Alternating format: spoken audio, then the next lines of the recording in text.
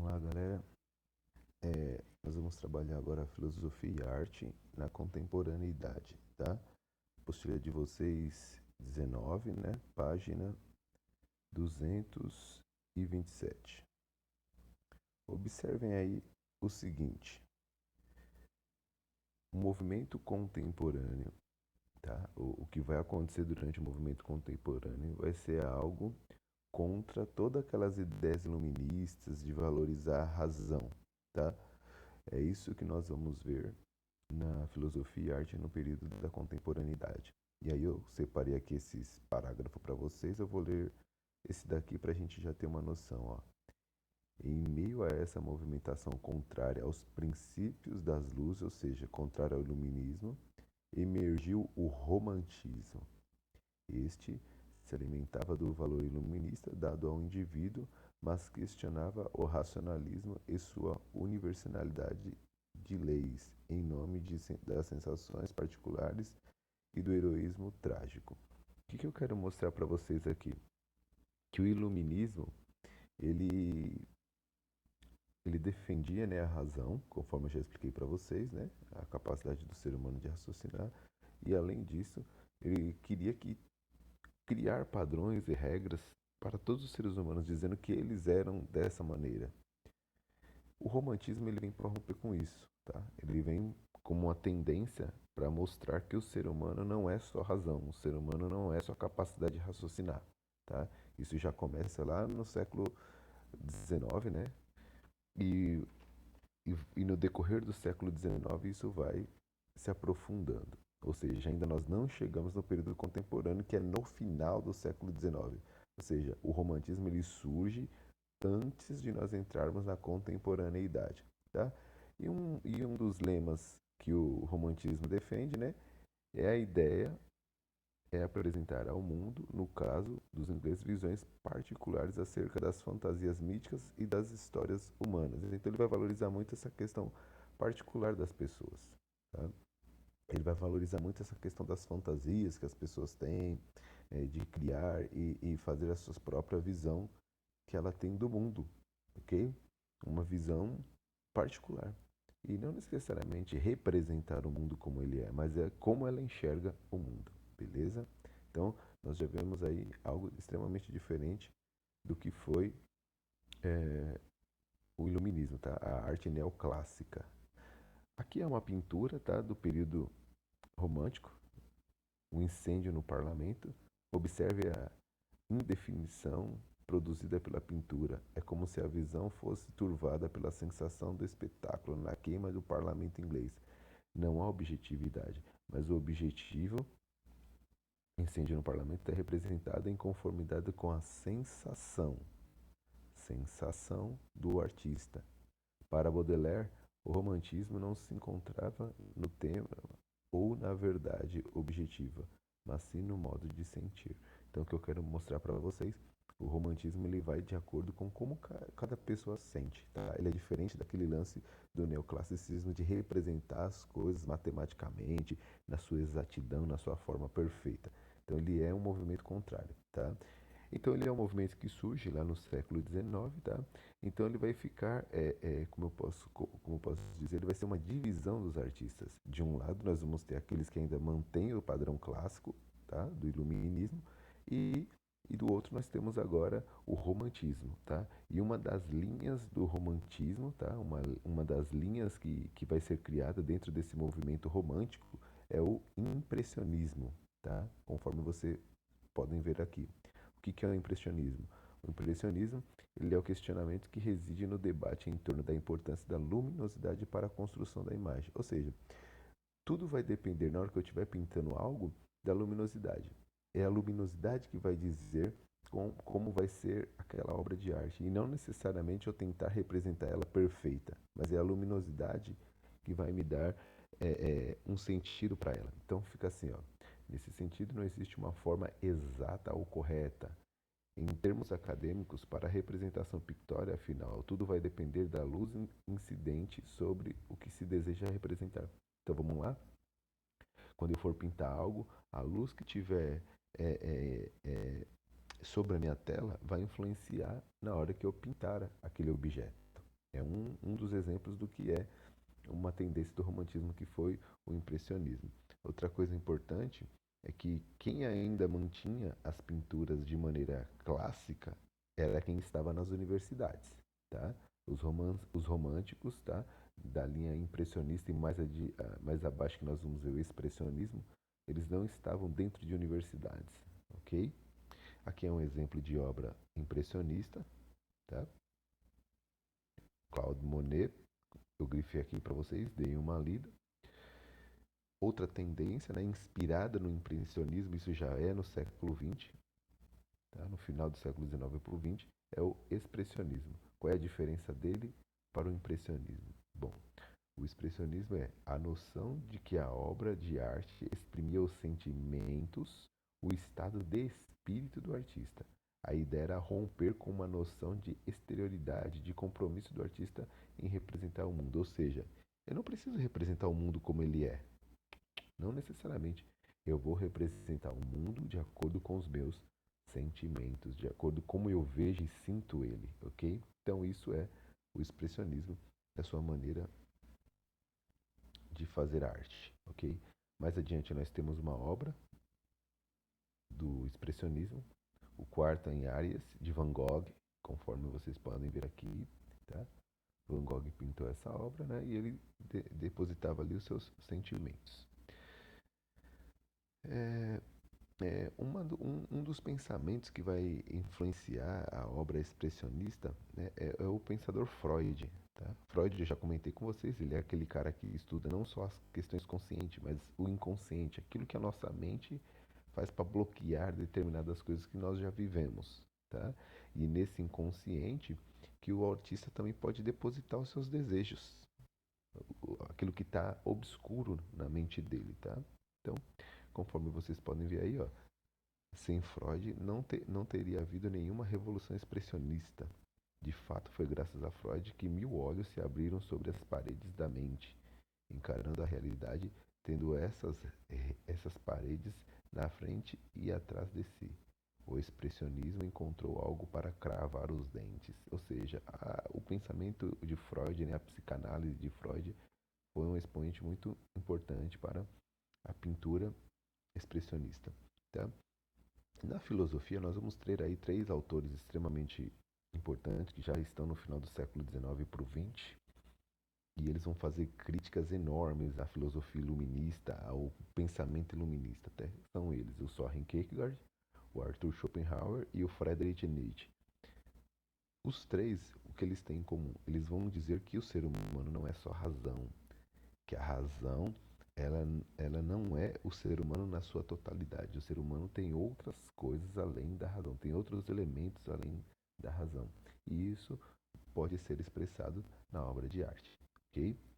Nós vamos perceber que antes os iluministas acreditavam na capacidade da ciência, né, para melhorar a vida do ser humano. Aí nós vamos ver que no começo do século XX não foi bem isso que aconteceu, tá? Nós vamos ter vários problemas aí acontecendo na humanidade e a ciência não vai conseguir resolver todos esses problemas, tá? Inclusive, a própria ciência vai servir de ajuda para destruir a humanidade, que é no caso da Primeira Guerra Mundial, com a criação de armas tecnológicas, ok?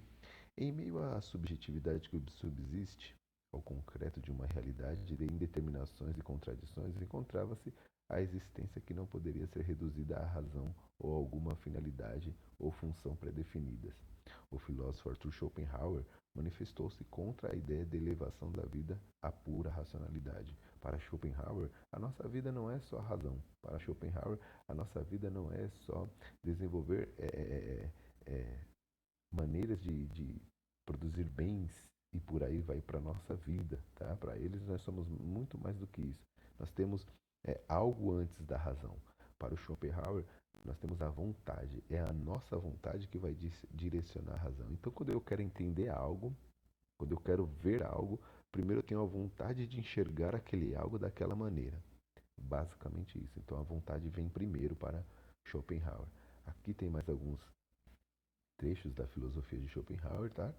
E ele falava que a arte era a única maneira da gente sair dessa dor que a vontade traz para nós. A vontade do ser humano, ela é uma coisa ruim, segundo a visão do Schopenhauer. Ela traz tristeza amarga a vida do ser humano, dores para ele, porque ele não tem controle sobre a vontade, tá? A vontade de enxergar as coisas. Eu não estou falando de uma pura vontade assim do corpo, tá, galera? Eu estou falando na vontade do ser humano de ser algo, de querer de viver. E essa vontade de querer viver faz com que ele dê significados para as coisas, ok? Qualquer dúvida nós tiramos aí na aula online. Esse é o pensamento de Schopenhauer referente à arte. Então é na arte que ele ia aliviar as suas dores e os seus prazeres, porque ali você pode colocar os seus sentimentos. E por fim, nós temos aí o Nietzsche. O Nietzsche é um dos filósofos que vai ser inspirado em Schopenhauer, né? Ele vai ler Schopenhauer, vai pegar muitas das ideias do Schopenhauer e ele vai dizer que a nossa vida ela tem que transbordar. O ser humano não tem que ficar preso na razão, em tentar colocar ordem em tudo e organizar tudo na sua vida. Não.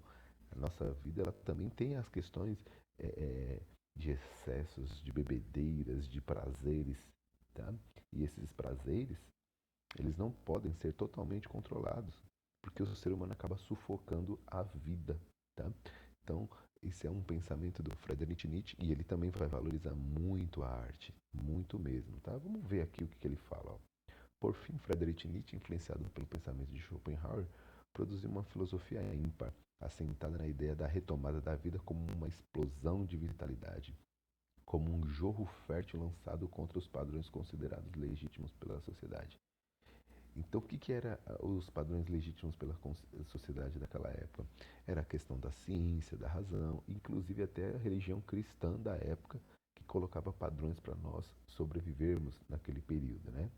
Nietzsche fez uma filosofia a golpe de martelos, que sem dúvida contribuiu muito para a discussão da arte. Ele mesmo retomou a poesia, foi poeta, indicando essa expressão artística ou índice de criatividade humana, de poder da imaginação e da vontade. A sua época, o expressionismo já se estabelecia como uma arte por excelência. Então, na época do Nietzsche, o expressionismo já estava no ápice, tá? Então, para ele, o expressionismo é onde que ele vai desafogar, né? Viver o sentimento, viver a sua essência, né? O ser humano com seu caos. Bom, nós temos aí no final do século XIX o imperialismo, vocês devem ter estudado com o Fernando, né? O imperialismo é quando as potências europeias vão até a Ásia e principalmente até a África e dividir ela segundo seus interesses, tá? Para a manutenção do capitalismo e para adquirir matéria-prima e mão de obra mais barata, ok? E também para vender os seus produtos. Então, é, dentro disso, isso vai ser importante dentro das produções artísticas também, porque os artistas vão ter contato com outros tipos de visão de mundo, né? Que é a cultura africana e a cultura indiana, por exemplo, né? Lá no caso da Ásia. Beleza? É, nós vamos ter um movimento chamado de cubismo. O que foi o cubismo, galera? O cubismo, ele está dentro do quê? Dentro de uma modernidade, tá? E essa modernidade vai ter artistas que vão questionar os padrões capitalistas, os padrões de vivência capitalista na época, né? O sistema. Então, como que vai ser a forma deles questionar isso? Eles vão procurar lá na arte primitiva, lá como os primeiros seres humanos faziam as suas obras de arte. E eles falavam, ó, é dessa maneira que é a arte primitiva, a essência, a primeira arte, tá? Só que o capitalismo, galera, ele é um sistema que ele atrai tudo para ele, né? Na questão do lucro, do dinheiro. E, consequentemente, ele vai perceber que esse tipo de arte gera valor, gera dinheiro, gera lucro. Então, muitos artistas que procuraram fazer uma arte primitiva que era contra o sistema capitalista acabaram é, é, é, sendo taxados de próprio capitalista, né? Porque eles fizeram artes e vendiam a preços absurdos e faziam parte dessa visão que vai ser considerada lucrativa para o capital, tá?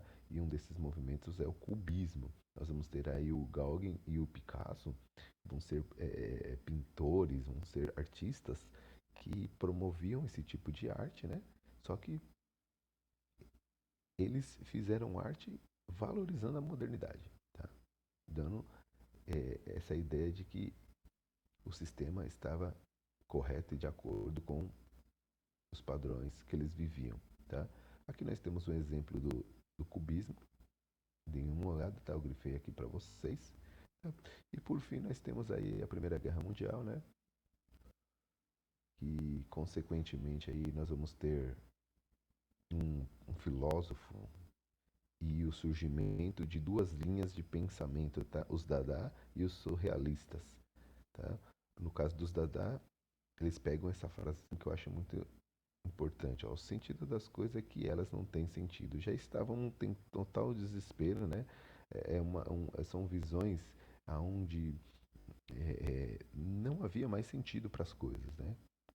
Não, você vê uma tragédia, um monte de gente morrendo, a ciência sendo usada para destruição em massa, a produção artística vai ser voltada para esse desespero. Tá? E nós temos o surrealista.